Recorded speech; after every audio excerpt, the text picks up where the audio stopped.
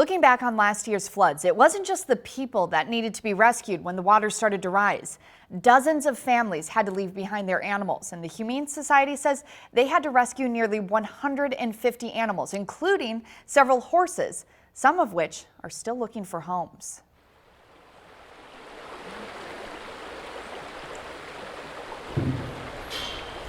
It's unlikely anyone will ever be able to ride these mares, but Michelle Julian says they've come a long way. They all came in very underweight and very dehydrated, obviously, exhausted.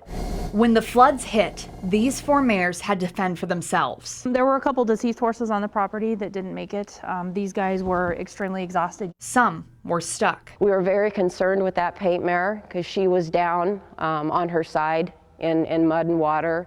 She had a little upper respiratory infection when we first got her, which is understandable. She was very underweight. She may have breathed in some water too because her head was down in the mud and the water. The Nebraska Humane Society didn't have the tools to help them. It was a nightmare trying to rescue them. You know, the only thing we could do is rock them and use patience. And some of the horses, like Sophie, this mare didn't come in until 5 or 6 days after the original group because nobody could catch her. It took a huge team of people. We were out there with State Patrol. They had to stop the highway for 2 hours. And now, I mean, you can walk up, you can put a halter on them. They're trusting. Establishing that trust has been hard, with volunteers doing exercises like this to condition the horses. So it just makes a safer animal, keeps the human safer, keeps the horse safer. You think you got, a 1,500-pound animal. If that horse spooks, they could drag you, they could jump over the top of you.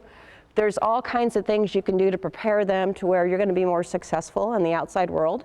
Using things like tarps, plastic bags. And so she got a little worried, so I'm just going to kind of stay with her. And walking on a platform. 1 year ago, none of this would have been possible.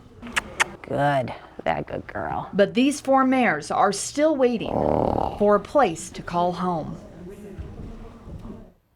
And thanks to generous donations, the Nebraska Humane Society now has a mechanical sling to help lift large animals, as well as a large boat to help with rescues. On top of that, several people have stepped up, offering their homes if farms are flooded again.